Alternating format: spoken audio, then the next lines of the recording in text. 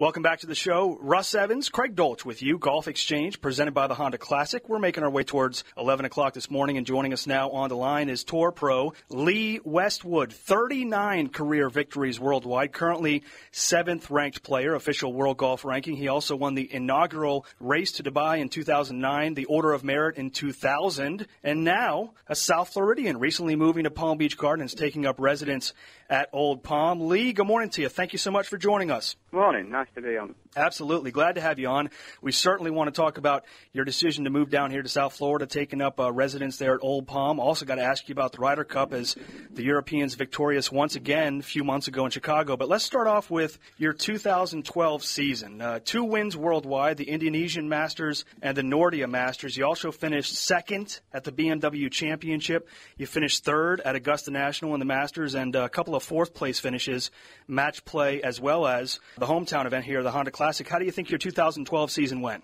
Well, I think it was steady without being spectacular, really. You know, I had the 2 wins, played nicely at the Nordia, won by 5 or 6 shots, I think.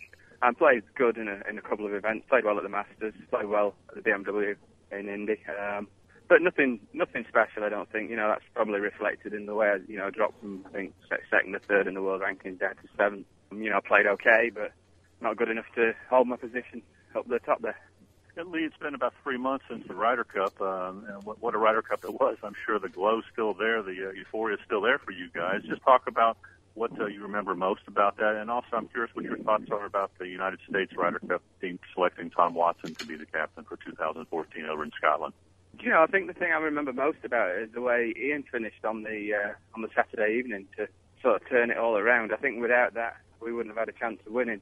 You know, those 5 birdies were vital, not only for Rory and Ian winning their match, but also for sort of swinging the momentum a little bit more in our favour. We sort of thought we were fighting against the tide all the time in the first couple of days, couldn't get anything going. And the Ryder Cup is all about momentum. And then he did that, and it just gave us a bit of hope. And then we could come out on Sunday and sort of express ourselves on the golf course and get off to a good start and carry that on through the team. So I think it was that more that I remember, rather than although it was a fantastic last day performance, it wouldn't have been possible without Ian's input on Saturday. And then I think Tom being picked as Ryder Cup captain you've got a lot of good candidates. You know, I understand that, you know, Larry Nelson's been very unlucky not to get it. A few other people haven't had it in the past, but, you know, Tom's quite an inspirational figure for a lot of players, and, you know, I think that's partly what the captain's all about, you know. The captain looking the players in the eye and giving them some inspiration and making them want to go out there and, you know, sort of fight to the death for their point.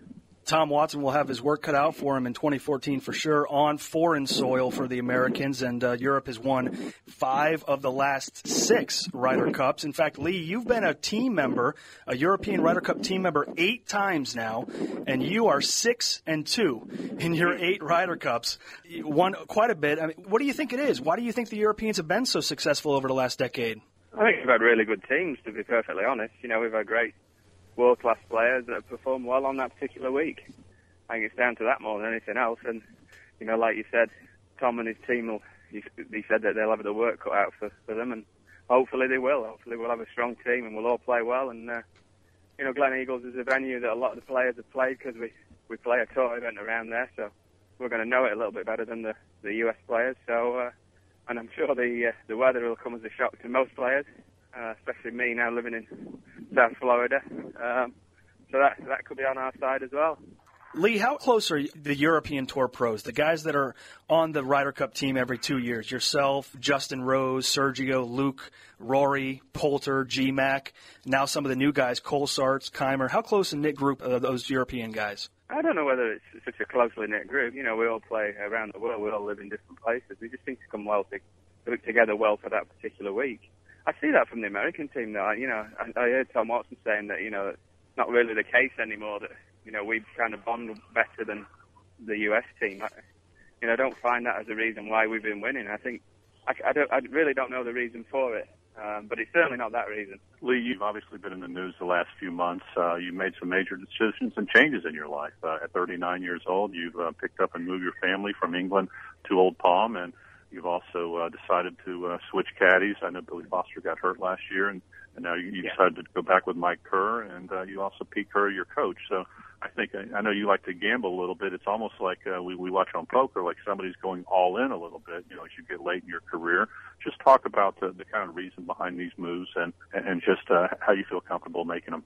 Yeah, I do like a gamble, but these changes aren't really a gamble. They're calculated, and they've taken a lot of thought. It's just that they've all happened all at once. This year's been a year of change for me. Maybe that's why I haven't had the great results, I think. But when I look at the weather forecast for home, it's like -3 degrees and raining, and I talk to my dad, and he can't get out and play golf, and he's really keen. And I'm here in sort of 25, 26 degrees, sunshine, and I can kind of get out any time and practice on perfect greens and play off perfect fairways in perfect conditions. So that's one of the main reasons for moving to Florida. We fancy the change in my family as well. My kids are outdoor kids, and it's impossible through the winter to get out much in England. And just because I base myself on the PGA Tour, mainly now, it makes sense to move to Florida because, I'm 39 years of age, like you said, and the time changes seem to be harder to get over. Those 5-hour time changes flying backwards and forwards to England really take a toll on your body. What about the decision to change caddying coaches for a player? Those are major changes in your career. Can you just talk about them? Yeah, well, I worked with Billy for quite some time, 3 or 4 years, but he's done his cruciate ligament, and he's 46 years of age, and, he can't really give me a time when he'll be back. That's the problem. So, I wanted to get started this year, 2013, with everything settled. Mike Curd worked for me.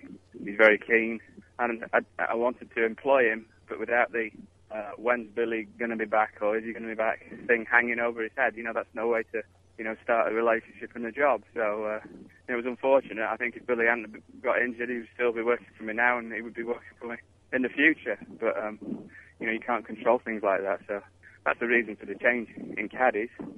And then coaches. I didn't work with Pete Cowan on my long game for quite some time. I do that mainly myself. I've had like 20 years of coaching now, and heard most things. And I can look at my swing on video, and I've got plenty of feelings that I can go back to and fix myself. I think that's why I'm quite consistent, because out on the golf course, if things start to go wrong, I can cure them myself quite quickly. And on the short game, I was working with Tony Johnston for a couple of weeks there, and that just didn't really work out. Sometimes you go on to your coach, you like what they have to say at first, but then you sort of fiddle around with them, and you see that they don't quite work for you. So there's no point in continuing down a line of coaching where you're not completely committed to it. So, that was the reason for the change there.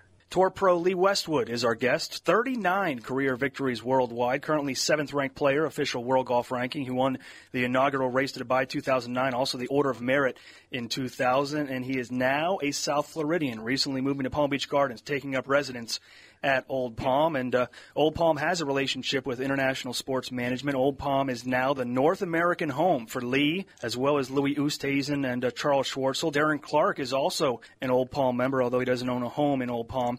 7,400-yard Raymond Floyd Design Championship layout. There's also the 33-acre golf studio practice facility, double-ended driving range, TrackMan-equipped hitting bay, short game area, and 3 regulation practice holes. Lee, you talked about the weather and the ability to play golf year-round down here in South Florida, and that's certainly going to help you get ready for next year's tour season. And the facility at Old Palm seems like it's going to help you get ready as well. Yeah, well, you've just basically done my job and listed every reason for being at Old Palm. The facilities are second to none, and everybody here has made myself and my family feel really welcome, and I can sort of just cruise out the door and go and hit balls in perfect conditions on perfect greens whenever I want. So that's a bonus. I played the golf course as well. It's a good golf course, long in places, short in places. Good mix, and we're really loving being here. So it's a good spot to be.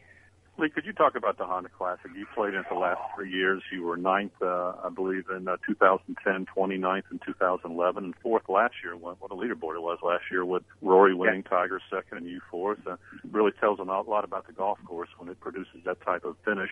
What do you like about the Honda Classic, and how do you think it really helps you guys get ready for the major season coming up? Well, I think the Honda is one of the most respected courses on the tour. The finish, the Bear Trap's renowned, but there's also a lot of tough holes. You only got to see what the winning score is every year. It's not torn apart. You if you do play well, you can shoot good scores. Tiger and myself did the last round last year, but if you play poorly, there's a lot of trouble lurking out there, and it's one of those venues I think players like coming back to because it seems to be held there every year now, and we've got a familiarity with the place.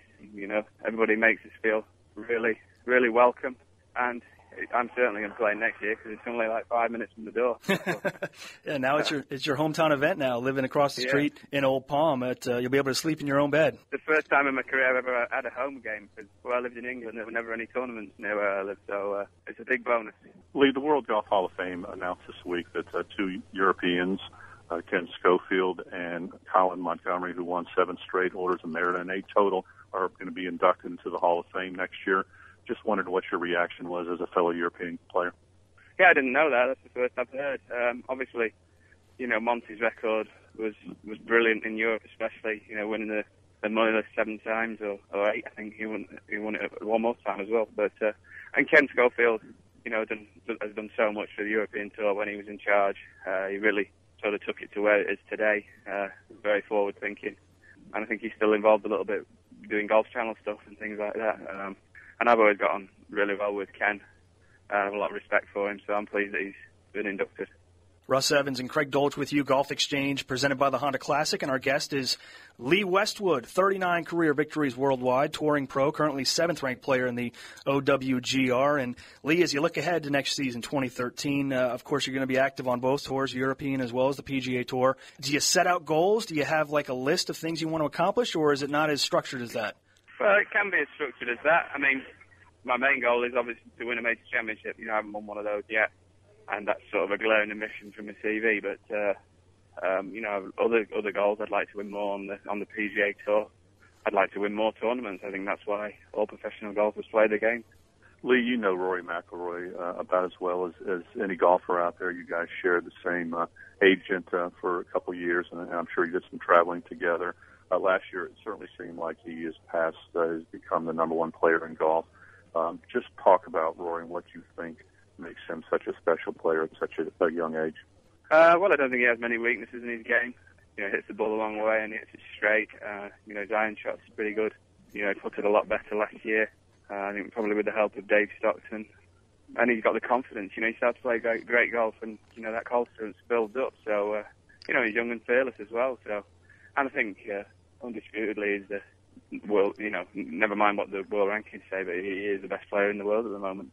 Yeah, we're looking forward to you guys battling it out again next year at the 2013 Honda Classic, and Tiger was in the mix as well. If we could have a finish like last year's finish, it would certainly be a phenomenal tournament again next year at PGA National. Lee, last question for you before we let you go. Give us an idea for Lee Westwood, the person. What are you doing when you're not playing golf? Well, this morning I've been doing gym work, but, I like to fish. I've got a lot of race horses as well, dotted around the world, one in Florida as well. Made sure I bought one here, so I'd want to go and watch. And just like to spend time with the family. We've spent a lot of time away, and it's nice to come back and be dad. Are you a sports fan at all? Do you follow some of the American sports? Or yeah, I'm a sportaholic. So I'm sort of trying to pick up rules of the American sports. It's nice that you have the soccer on over here. I can get the Premier League a lot, but there's not a lot of cricket and there's not a lot of rugby. So I'm having to sort of take to basketball and NFL. Well, thank you so much for joining us. We really appreciate the time. Lee Westwood, 39 career victories worldwide, currently 7th-ranked player in the official World Golf Ranking, inaugural Race to Dubai winner in 2009. He also won the Order of Merit in 2000, and now is a South Floridian, recently moving to Palm Beach Gardens, taking up residence at Old Palm. Lee, thank you for the time. Good luck in 2013. Thank you. My pleasure. Cheers.